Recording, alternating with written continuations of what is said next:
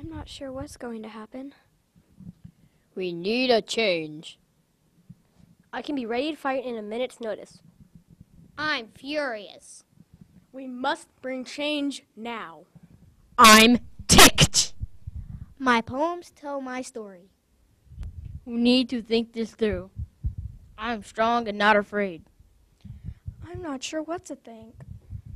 I believe in this cause. Revolution! I, Samuel Adams, the leader of the Revolutionary War, want to be free. And one way to be free is for King George III to stop taxing tea. And to do that, my fellow people, we'll go to the Boston Harbor, board a ship, and throw tea overboard. We will call this the Boston Tea Party. But tell no soul who may disagree with our actions. I also went through the difficult Battle of Lexington and Concord to destroy weapons that are stored there.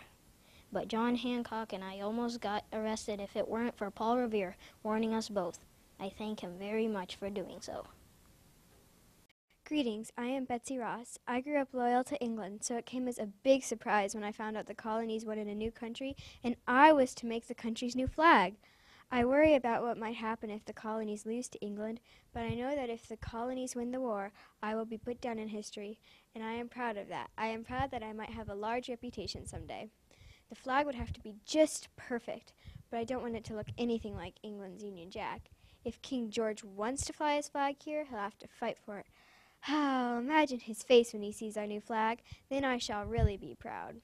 I and many other women in the colonies shall have our own battles. Battles to be fought with a needle and thread, with a pot and a pan, with a broom and a bucket. I hope that I will be put down in history as patriotic, for that is the reason I will fight. The whole American cause will be fighting for its rights, and I will be one of the soldiers.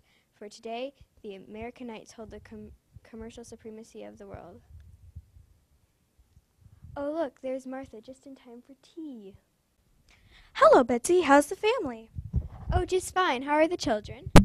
Oh, just fine. Are you ready for tea? Just a little bit of sugar, please. I, Ben Franklin, have been here since the start of the American Revolution. I was born in Boston, but now the British have taken it. And because of our taxation without representation, we have protested and boycotted. We stood up to the soldiers just to know they would fire at us at the Boston Massacre. After we did the Boston Tea Party Act, it was good, but not good enough. They made the Bostonians house soldiers, loyalist or patriot. I vote we take back Boston for all the great men and women who have risked their lives for Boston and America. They helped keep these places free. I still have other things to think of, though, like my newspaper. And even though I am old, I am still inventing. I have made great things, bifocals, electricity, and the Franklin stove. I remember the day I signed the Declaration of Independence. I also think of General Washington and his soldiers risking their lives for us.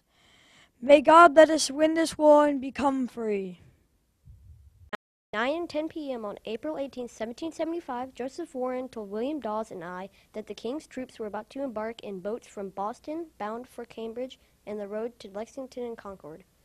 Warren's intelligence suggested that the most likely objective of the regulars' movements later that night would be the capture of John Adams and John Hancock. They did not worry about the possibility of regulars marching to Concord. Dawes and I were sent to warn Adams and Hancock. In the days before April 18th, I had instructed Robert Newen to send a signal by lantern to alert colonists in Charleston as to the movement of the British troops when information became known. By the end of the night, as many as 40 colonists carried the news of the Army's advance. I arrived in Lexington around midnight, with Dawes arriving about a half hour later. We met with Adams and Hancock. They spent a great deal of time discussing plans and actions upon receiving. We quickly got the Minutemen ready and marched to the British. There rang out the Battle of Lexington and Concord. Well, well, well. What do we have here? Okay. This will not do.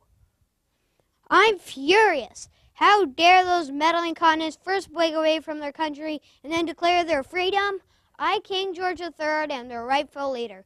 Since they declared their freedom, I'll press charges against them. Yeah, that's what I'll do. I'll tax the stamps and the tea. Yeah, they love my tea. Him. If King George III had just let us be without Parliament going too far with the Stamp Act, then we would not have rebelled. Well, lest they continued with their dastardly ideas. We shall show him with his Declaration of Independence. He shall pay for what Parliament has done to this country, trying to become free and independent from Great Britain as they try to conquer and tax unfairly without representation. For it is unlikely that Parliament will let us be free and become our own country without a fight. So far, this country is falling apart, but no matter. We will continue to fight for our freedom, and it is the truth. King George will just have to live with it for now and forever, unless we lose this war. I do hope that my dear wife Dolly is safe and contented at home. I do wish to be getting to the warm hearth, the warmth of a warm hearth, okay, that in which a flame brightly licks the word with warm intent. But I can't, for Sons of Liberty calls me to another meeting, and I can't be late again, or else I shall be thought of as a fool, when it would be trouble for our intent, if not completely ruin our standing against the British. There, I have finished signing my signature nice and large, so that then King George III can read this without his spectacles and put a higher bounty on my head. My name is Mary Ludwig Hayes Macaulay, but you can call me Molly. My husband William enlisted in the Pennsylvania Artillery and became a gunner about 9 months ago. I wished to be with William, but women were not allowed in battle.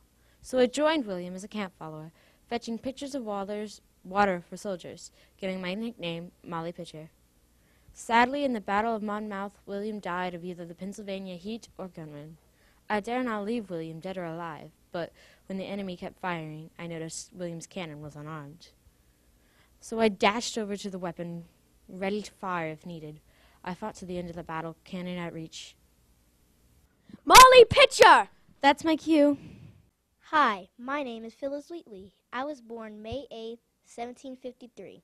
I was sold into slavery at the age of 7 years old and transported to North America. I was purchased by the Wheatley family of Boston. I was also born in Shanbignia. I love my slave family. I think that's really weird because slaves don't like their family. Why I think that so much?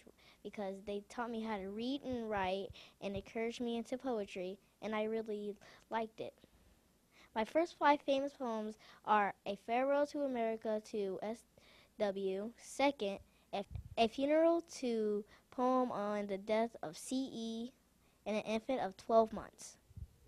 I was born on October 30th, 1735. I am the oldest of 3 brothers. My daughter Abigail was married to Representative William Stevens Smith, but came home because of the marriage failure. I was against slavery, so I never bought any slaves. I am mad about the 13 colonies because they are taxing the 13 colonies without representation. So I think we should declare our independence from Britain. Then I helped my good friend Thomas Jefferson with the United States Declaration of Independence. I was one of the 56 people who signed the Declaration of Independence. Later, I helped negotiate the Peace Treaty of Paris. Then I won with 34 votes for vice president. After that, I was vice president with 69 votes. I later died on July 4th, 1826, within 5 hours of Thomas Jefferson's death. I am John Adams. Dear Betsy Ross, hello. I am Martha Dandridge Custis Washington. I am pleased to meet you and would like to tell you about my life. I was born June 2nd, 1731 in the Virginia colony. I'm the oldest of 8 brothers and sisters, and my father was a large landowner. My mum was an orphan, but she inherited land from her father. I grew up on a large plantation near Williamsburg. I went to school where I learned to read and write. At the time, we had many slaves on our plantation to help take care of the tobacco crops. I married Daniel Park Custis, who was one of the wealthiest men in Virginia when I was 19 years old. Daniel owned a large plantations in several counties, and I took care of all the household slaves. I had one son and one daughter, but they died at 3 and 4 years old of malaria, which was common in those days. I had 2 more children, a boy and a girl, but then my husband suddenly died after 7 years of marriage, which left me with 2 small children when I was 26 years old. I had many challenges to raise the children and watch over the huge plantations. I am determined to be cheerful and happy in whatever situations I may find myself, for I have learned the greatest part of our misery or unhappiness is determined not by our circumstances, but by our disposition. 1 year later, I met George Washington, and within months we decided to plan a future together and marry. George was very tall, 6 foot 2 inches, and I was quite short, 5 feet. George was a military leader and became the stepfather to my children. George inherited a home in Mount Vernon, and we decided to move. We loved our home in Mount Vernon and raised our children, but again, I lost my other 2 children when they were 17 and 26 years old. I was so sad by the loss of my children, but I told myself, when it rains, it pours, but soon the sun shines again. George and I worked hard on the war for independence. I did fundraising for the military troops and went with George to some of the winter war camps where I helped nurse the sick and wounded. In 1789, my husband George became the first President of the United States, and I became the First Lady of the United States. I was First Lady for 2 terms or 8 years, but George didn't want to run anymore because he was getting bored of being a big wimp. I decided to move back to Mount Vernon, where I lived the rest of my life. George passed away 2.5 years after leaving the presidency. As George wanted, I freed all his slaves. Betsy, please write back to me and tell me a little about your life. I look forward to your letter. Sincerely, Martha Washington. Mommy, look what I'm wearing. Take this off, dear. It's not right. What were you writing? A letter.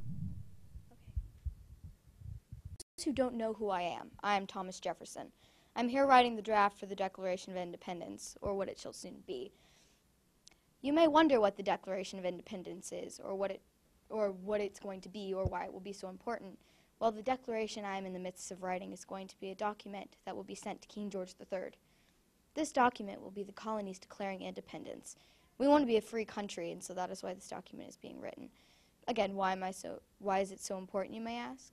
Well, this document, if successful, will help us as we make our way to independence. Hence the name, of course.